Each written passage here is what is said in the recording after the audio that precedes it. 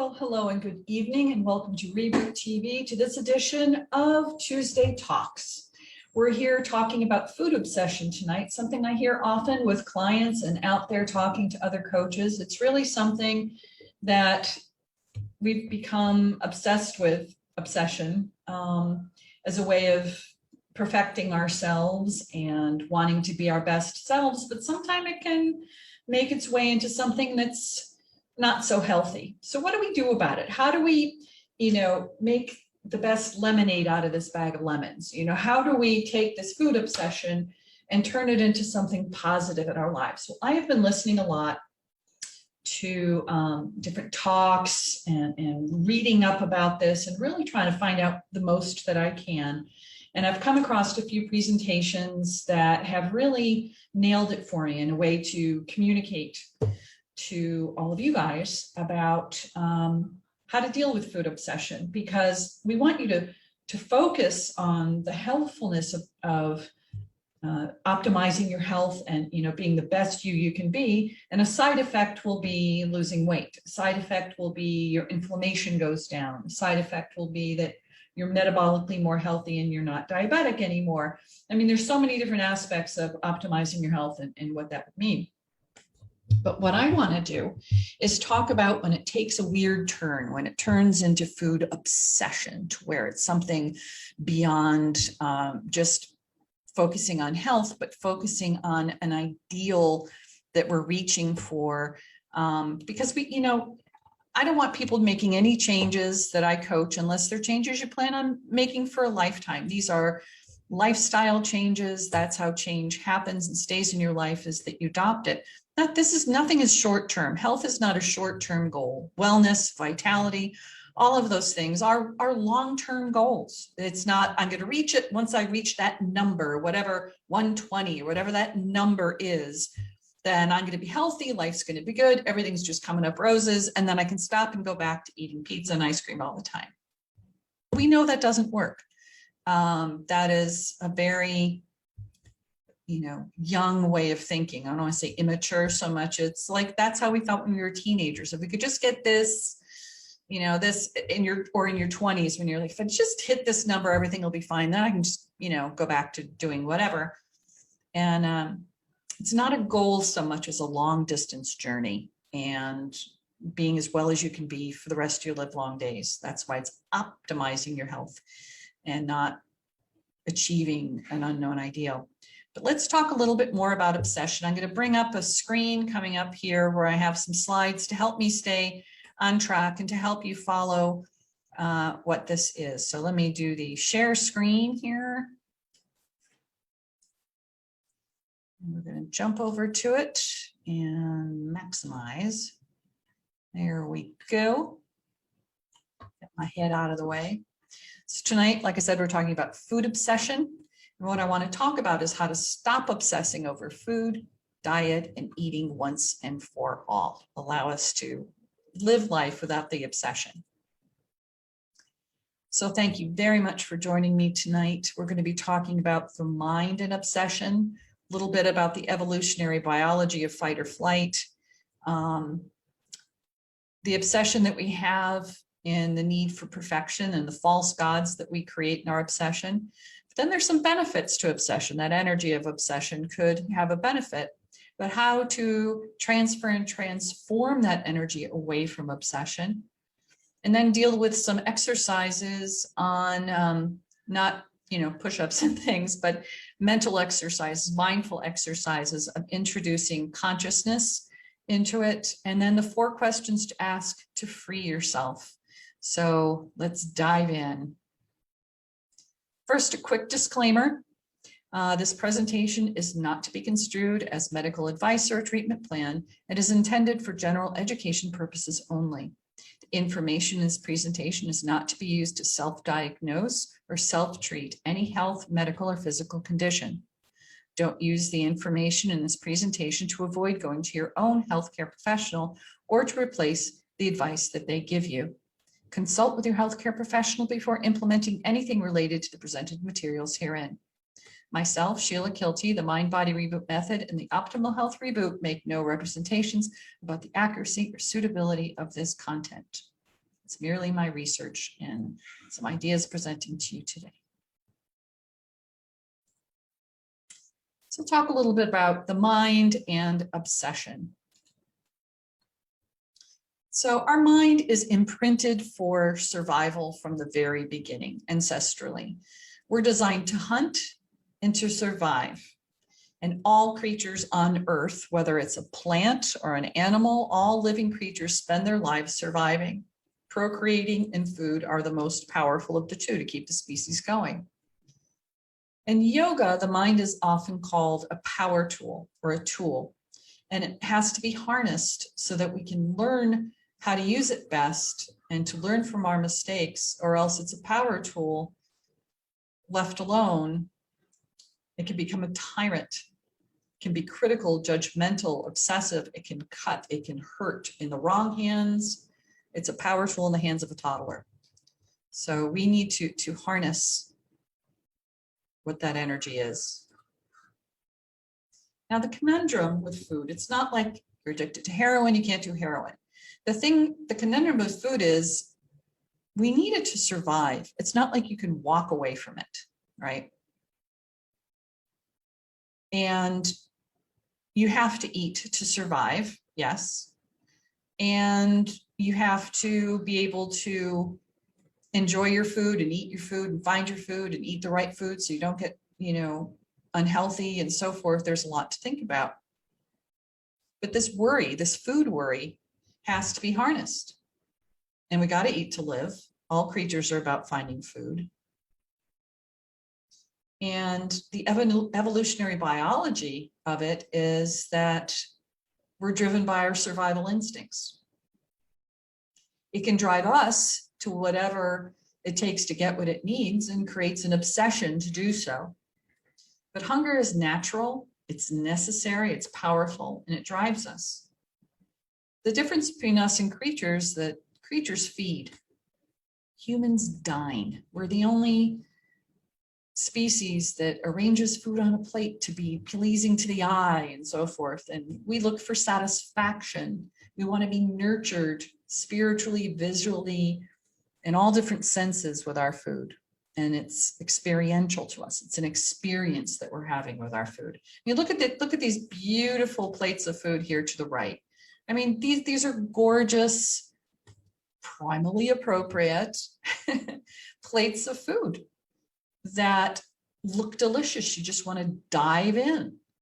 And some food stylists put them together in a beautiful way, but that's what we need. And the conundrum is, if we obsess too much about it, it takes us over and we don't enjoy it any longer. So obsession is very much driven by the need for perfection. But what that does is create false gods for us. It creates false things that we pray to and give energy to and put our faith in. Society is steeped with the if-only perfectionism. The need to be perfect is everywhere in the world, and the emphasis is on weight, shape, and health. And our belief is that food can make me perfect. If I have just the right food, I'll be perfect. I'll be just perfect. But perfectionism is a soul-killing virus. If I were thin, I would be fill in the blank, happy, the ideal me, sexy, successful. And it's all perpetrated by culture and media. You can't go anywhere without having the message that if you just lost this weight, you would have the boyfriend you want, you would have the job that you would want, you would be the self that would be popular and wonderful and everybody would love you. Or that the right diet will make me perfect. I'll be my perfect self. Now, I want you guys to think just for a moment and think about the last time you were at your ideal weight, whatever age that was. For me, it was when I was 24 years old. I remember exactly where I was and what was going on. Remember where you were at that time. Were you happy? Were you your ideal self? No. I thought I was horrible looking. I thought I needed to lose more weight. I was unhappy with where I was. I had obsessed to get where I was. Borderline bulimic, ballet dancer, the whole thing, the whole shmagegi. And being thin does not necessarily mean you're going to be happy.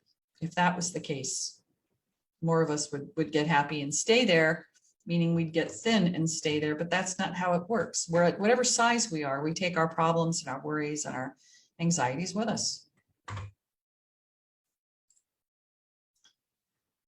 So the brain works in this way that survival leads to fight or flight mechanism. That's what FOF stands for. So that fight or flight, we all know that that's where, the mom can have the energy to push the car up off the baby, or, you get that burst of energy where you have to fight the tiger or run from the tiger, that fight or flight thing. It's real. And the thing is, your body can't distinguish. Your brain does not know the difference between real danger and imaginary danger. If you are in a movie theater watching a scary movie, your body's releasing cortisol, thinking it's being attacked. And the more realistic it is, the more scared we are, the more of a thrill that we get in those scary movies.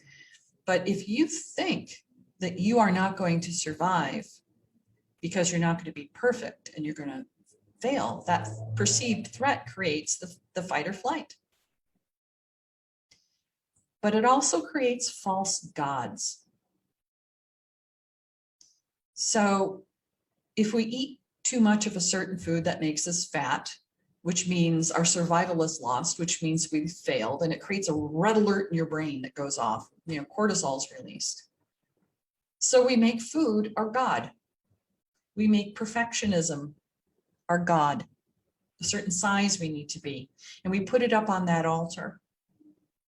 And when we're in that focus, we're keeping score. We're trying to be perfect. It's about the scale, clothes, sugar, loss, right food, bad food, the right fats, the wrong fats. I mean, we talk about a lot of those kind of things in the process of being coached. Even, I'm aware of this, and I talk about in all of those terms. How much weight did you lose this week? It's just a metric. Sometimes I take people completely off weighing themselves because they become too obsessed about the number, and it's not about the number. It is just a metric to see how you're doing and how you're getting to. It's like people are obsessed with what size jeans they're wearing. And it's like no one ever walked up behind you and pulled out the back of your jeans just to look at the number, like what size are you wearing? No one cares. If the jeans fit, they're comfortable and they're 12s, yay. If they're 6s and they're comfortable, yay. But you don't wear a t-shirt that says, I'm in my size 6 jeans. How do I look? People don't care. You care. And society tells us that matters on how we care. And when I talk about my story, I talk about how I lost 122 pounds and, used to be diabetic and all those kind of metrics. What it means is I've optimized my health. I've gotten my inflammation under control. I've gotten what I put in my body under control to the point of being able to be my best self and to have the energy and the health to do things I want to do. I have optimized lifelong wellness for myself. I've done it. And it doesn't mean my health is perfect, not by any means. I have long-term chronic illnesses that are going to be around for a lifetime that are my challenges. But we don't want to be constantly keeping score on ourselves either. I mean, there's a fine balance between being conscientious of what you do and making the right decisions and choosing to put the right things in your body and having it all be about the obsession of getting it right and not enjoying the journey of the whole thing. And when we do that and we get all obsessive, we lose all that food pleasure. Remember that dining and that beautiful meal and the way we look at all those things and food, that as humans we dine, it's experiential, but we lose all of our food pleasure. And sometimes eating a piece of pizza is a win for a week. I mean, think about it. If you ate one piece of pizza and it means that you didn't eat one entire pizza, well, that's still a win. And you know what? I hope you enjoyed that piece of pizza for everything it's worth. Really enjoy. If you're going to go off campus, enjoy it. If you've exhausted all your other choices and you choose to have something that's not on plan, for goodness sakes, enjoy it. Really enjoy it. And the food that you make for yourself on plan, well, make it enjoyable. Make it beautiful on the plate. Make it something you want to take a picture of and post. And I hope that you guys do post the foods that you eat when you feel like you've made good choices and they're beautiful and you're proud of yourself. Post it. That's wonderful. You're going to inspire someone else to do so. But when we're all about survival, we're putting food and thinness and diet and all that stuff onto the altar of the false gods. And that doesn't get you anywhere. It puts your lizard brain in charge. And by the lizard brain, that is your reptilian brain. That is your amygdala. That's the fight or flight center. That is your primitive brain, the lizard brain. And food worry and obsession activates that lizard brain. And nothing good except running away from the tiger is good for the lizard brain. You're afraid to enjoy food. And it's supported, you are critical of yourself. Like all those things that we listed, that all starts happening with that lizard brain. And it's all supported by the messages in the media that are constant. If you do this, it will make you loved or lovable. Eating you this way will make you fill in the blank. Rich, married, a mother, popular, just it goes on and on.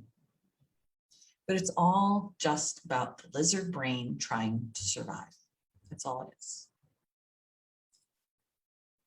So let's talk about potential benefits of obsession, healthy obsession. Okay, so let's take a look at that.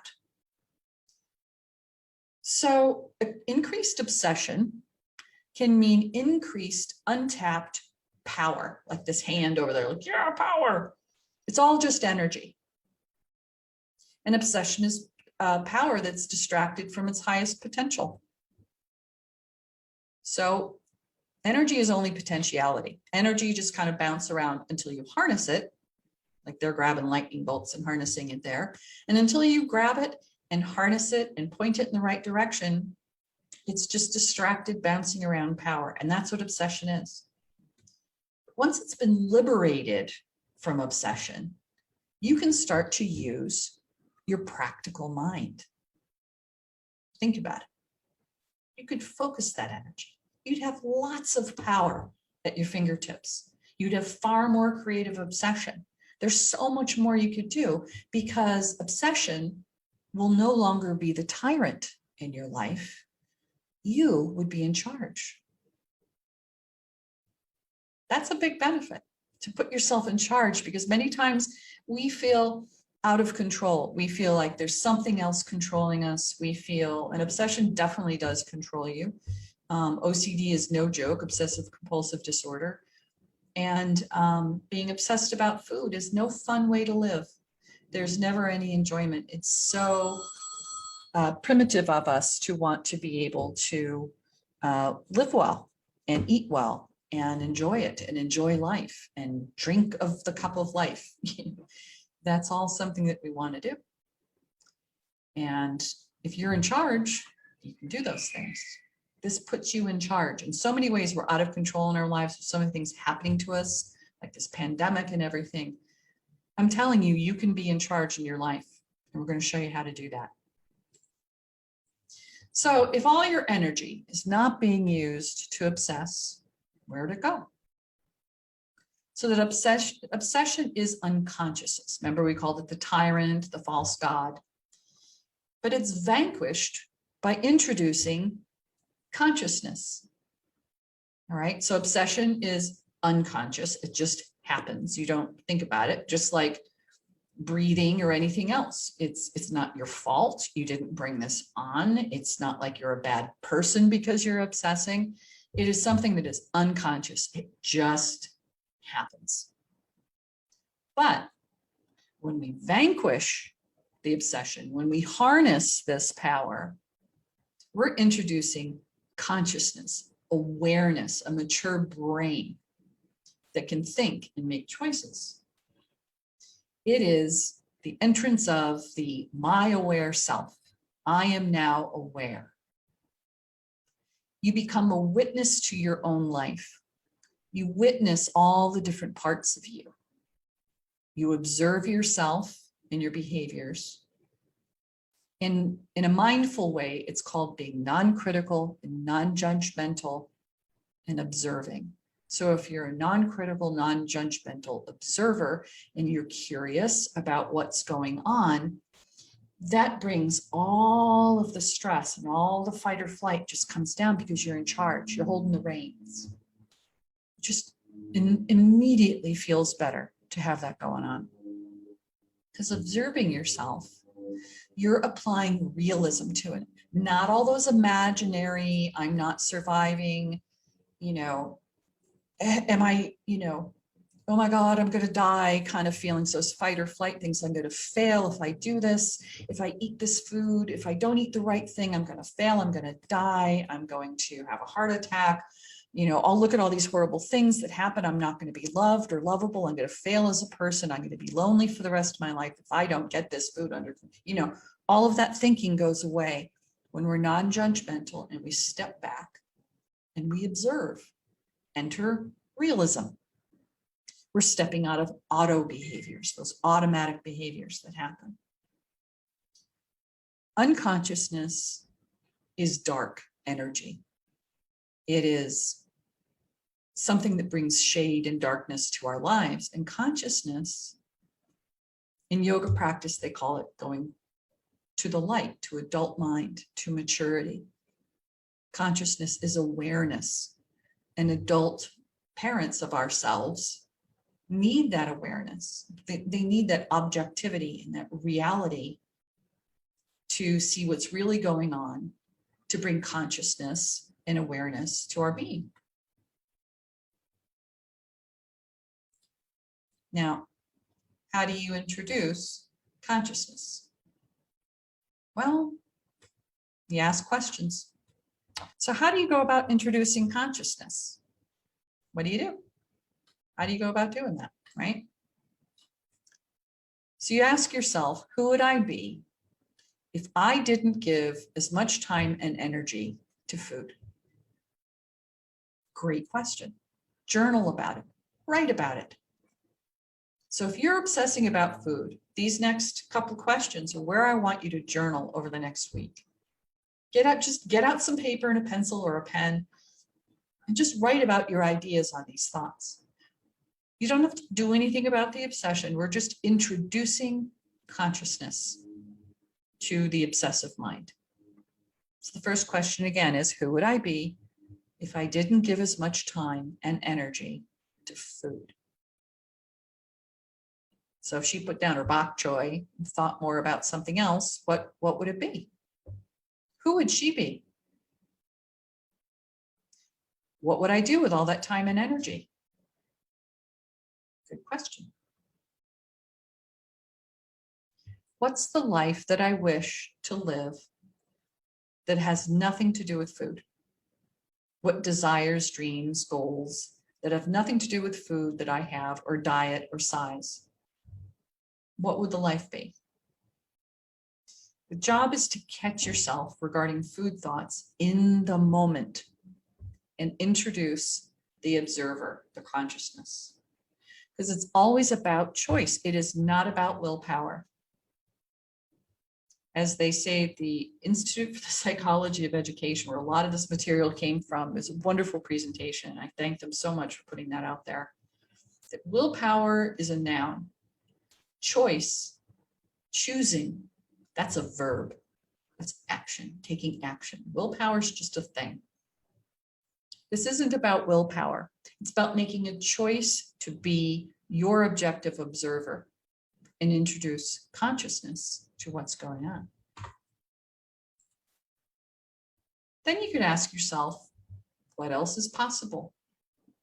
And when you do that, when you don't give power, if you don't pray to that altar any longer with the perfectionism and the obsession, you gradually starve out the food obsession, all pun intended, with these baby steps of interrupting obsession with questions. So as soon as you feel that feeling, ask yourself, what else is possible? What else could I be? If I'm not spending all this energy on that, who could I be? What could I be doing? What could I achieve? And giving energy to those new thoughts gives them power, takes the power away from the obsession and into the hands of what's possible. Because you can't manipulate the food on your plate enough to make all those dreams happen in your life. There's not enough food preparation and planning and meal plans and food lists and all that on the planet. If you obsess over it and you give it too much energy, it takes you over. You need to have some healthy consciousness about it when you're doing it. So if you didn't have the obsession, would I be a better other person? Would I be in a better relationship? Would I be a better mother, daughter, person? That's what you want to look at.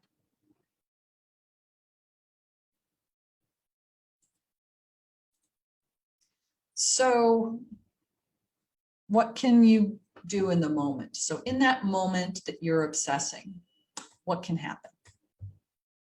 What can you do in that moment to make it better? So here are the steps away from obsession. Ready? Number one, don't fight it. It will win.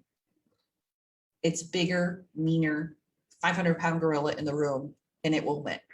So don't fight it. Let it just be. Be mindful in that moment and accept all things just as they are. Equally on the same plane as you, you're just there with it. It's just there. It doesn't have that power over you. Then send yourself some love and compassion. And what that would sound like is something along the lines of, you're working really hard to deal with this food obsession. And this is really terrific. This is really hard to do, and you're doing a great job. You put your arm around yourself like you're the mom of this person, your own mom. And you're telling yourself everything's going to be all right. We're going to get through this together. You're doing a great job. And this is a big, hairy monster to fight. And you're going to do it because I know you can do it. So it's those compassionate kind of things, recognizing it's difficult, acknowledging how hard it is to make these changes, but remembering how great it's going to be when you vanquish these things. So you don't fight it. Send yourself a little love and compassion. And then you transfer all that energy and all that obsessing from unconscious into a consciousness and ask yourself this exact question. All right. If you remember anything, any one slide from this entire presentation, this is the one to remember. Am I truly in danger in this moment? Am I in danger? Is my life threatened? What else can I do in this moment that it can invite me into a good place? Am I truly in danger? And is my life threatened? What else can I do at this moment that can invite me back into a good place? And the answer, of course, is no. Your life is not threatened by the choices, like she's making a choice between a dessert and an apple, and she's got some different choices over there, this gal on the right. But her choice is not going to kill her. Her life is not threatened. Kind of like give it some perspective. So she's obsessing, but let's give it a little perspective. She's not in danger. And by doing all these things, asking these questions, sending yourself love and compassion, choosing not to fight the obsession, but to kind of let it just be there in the room with you, you're calling yourself to maturity, light, and awareness. By doing so, you are going to vanquish and starve out that obsession. By not giving it energy, you're going to starve it.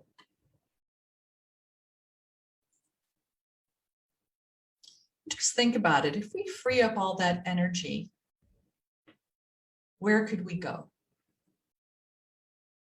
That's pretty amazing that you have all this energy inside of you, and unconsciously it's being harnessed by this obsession. But by doing some simple things, by asking yourself those questions, think of all the energy you could get back in your life. Think of all the things that you could achieve if you weren't obsessing about it. Now, you can try to completely, master what you eat, make it part of your lifestyle and all of that, and help optimize your health by making those choices, those conscious choices about what you're going to do. But don't let it rule you. Life is too short. And if it takes an extra month to get to your goals, 2 months or 3 months, it's not a big a deal. And you shouldn't be losing weight to get to a number. You should be getting healthy and optimizing your wellness. And that a side effect is that you drop weight. Seriously. And if you're obsessing on the scale, and I've been there, I've had my obsession on the scale days when I was my ideal weight when I was 24, it was miserable. I must have weighed myself 20 times a day. After every meal, before every meal, after I went to the bathroom, before I went to the bathroom, before I went to bed, when I first got up in the morning, after the coffee in the morning. Weighing myself, weighing myself, weighing myself. And that number would inform me how to feel about myself for the rest of the day. If it was up a pound, God forbid the person who crossed my path. I'd be a mess. And it took a lot to break free of that tyrant.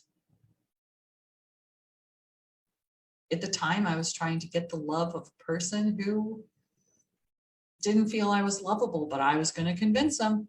I was going to show him how lovable I could be. It was never good enough. Never good enough. So therefore, I was informed that I was not good enough. That's where my obsession came from. And once I figured it all out, gave myself a lot of compassion and grew past that, lived a much happier life. That's what I want for all of you. So I really want to thank you for joining me today. If you have any questions about this, any of this, please let me know. I'd like to invite you to ask me any questions in the messages, or if you'd like to talk to me about what's going on with your food obsession or the choices that you make, or if you would like to talk about your health challenges and would like to make some time to do that with me, let me know. Just let me know. And I'd be happy to meet with you when it works and come up with a plan to try to help you break your food obsessions and get healthy and maybe lose some weight along the way too. So thank you very much for joining me tonight for Reboot TV for Tuesday Talks. I'll see you next week. Bye.